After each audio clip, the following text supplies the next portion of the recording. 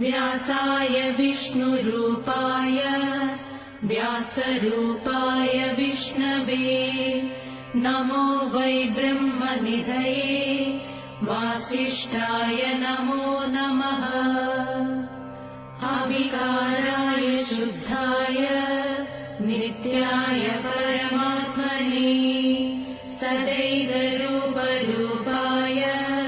विष्णवे सर्वजिष्णवे यस्य स्मरणमात्रेण जन्म संसारबन्धनात् विमुच्यते नमस्तस्मै विष्णवे प्रभविष्णवे।